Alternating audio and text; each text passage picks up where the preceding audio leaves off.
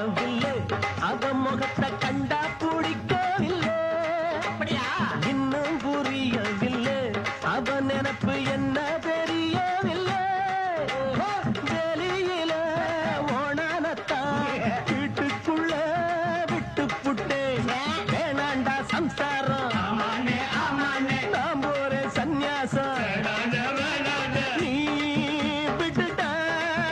அதத்தான்